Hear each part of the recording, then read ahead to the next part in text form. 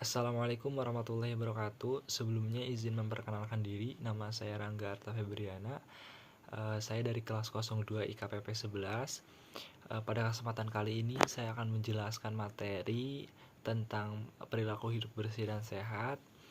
Nah, teman-teman, apa sih perilaku hidup bersih dan sehat itu?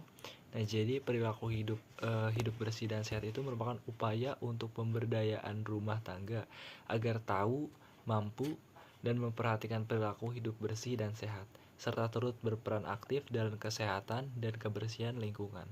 Nah, tujuan PHBS ini meningkatkan kualitas kesehatan melalui proses tindakan awal dalam menjalankan perilaku kehidupan sehari-hari yang bersih dan sehat. Nah, kemudian ada manfaat PHBS.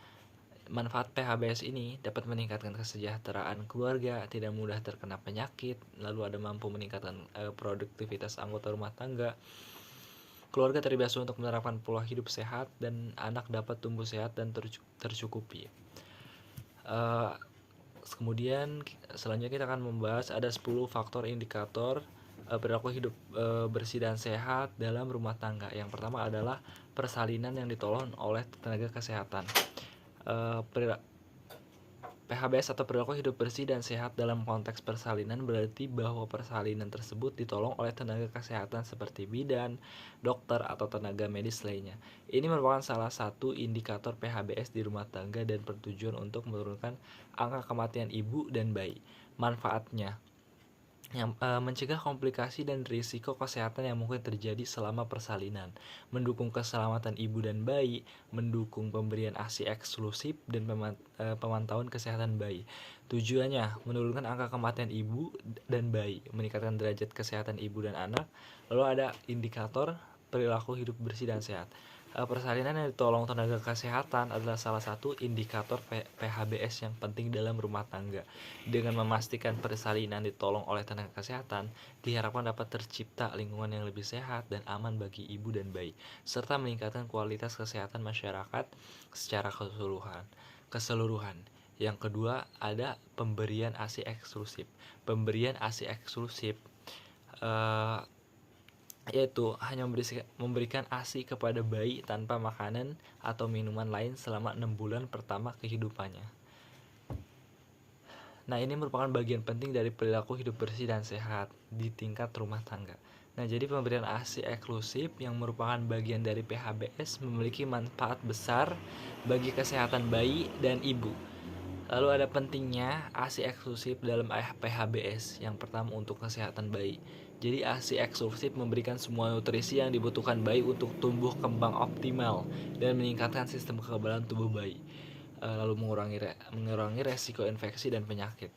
Lalu ada untuk kesehatan ibu, menyusui membantu mempercepat pemulihan rahim setelah melahirkan, mengurangi resiko kanker payudara dan ovarium, serta memperkuat ikatan batin antara ibu dan bayi.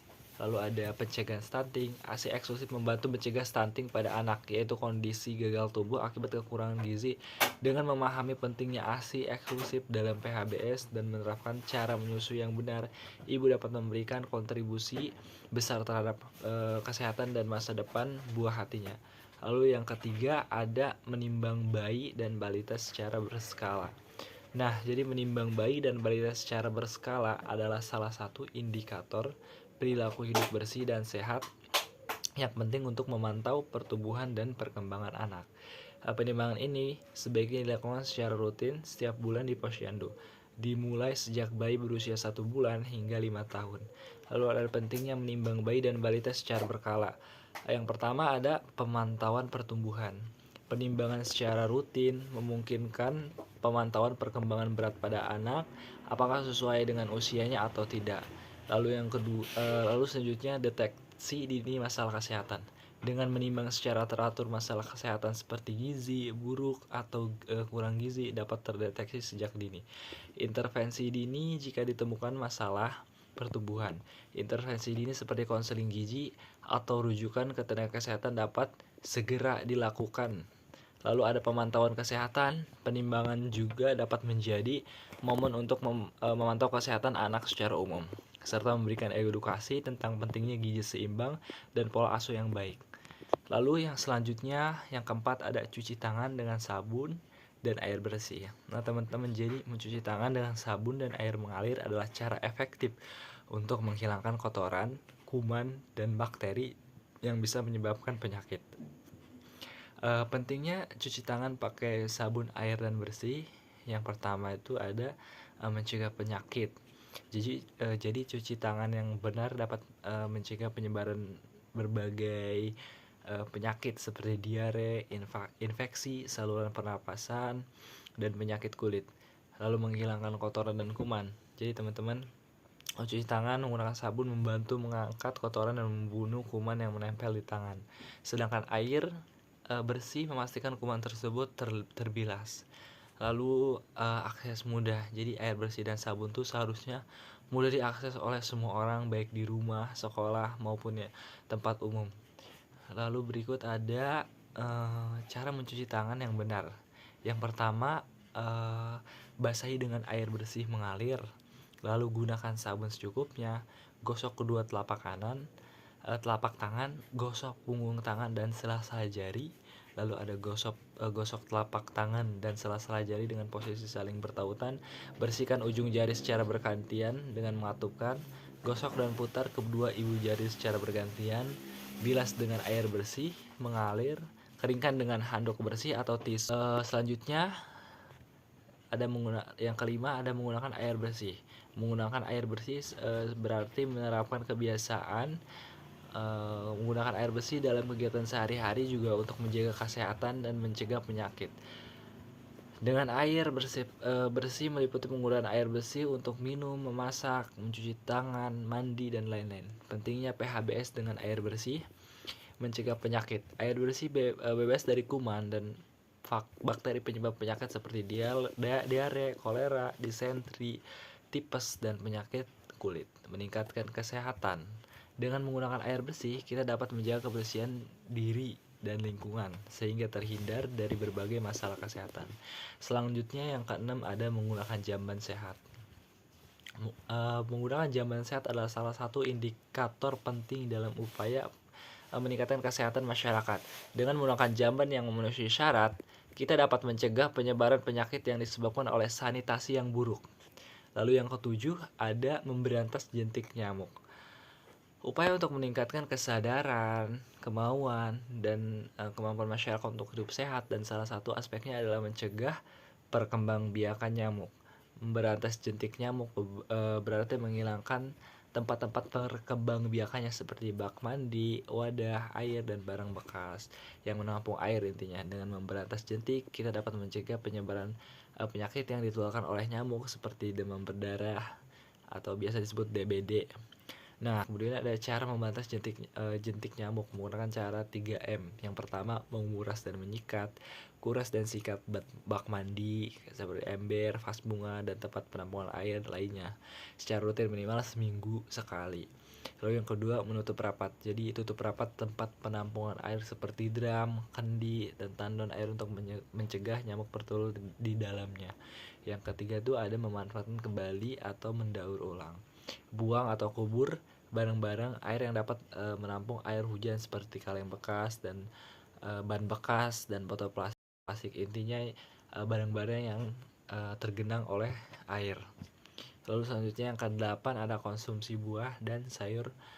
Konsumsi buah dan sayur adalah kebiasaan makan buah dan sayur setiap hari sebagai bagian penting dari gaya hidup sehat, teman-teman. Ini penting karena buah dan sayur kaya akan mineral, vitamin, dan serat yang dibutuhkan untuk menjaga kesehatan dan mencegah berbagai penyakit. Nah, pentingnya PHBS, konsumsi buah dan sayur. Yang pertama untuk kesehatan. Jadi buah dan sayur mengandung vitamin dan mineral yang penting untuk pertumbuhan dan pemeliharaan tubuh. Mereka juga mengandung serat yang membantu menjaga kesehatan pencernaan dan mencegah sembelit. Lalu untuk mencegah penyakit, konsumsi buah dan sayur secara teratur dapat membantu menurunkan resiko penyakit jantung, stroke, diabetes tipe 2, dan beberapa jenis kanker. Lalu untuk berat badan juga, serat dalam buah dan sayur membantu menjaga berat badan yang sehat karena memberikan rasa kenyang lebih lama. Lalu untuk kesehatan kulit, jadi vitamin dan antioksidan dalam buah dan sayur dapat membantu menjaga kesehatan kulit dan membuatnya tampak bercahaya. Lalu selanjutnya yang ke-9 ada melakukan aktivitas fisik setiap hari.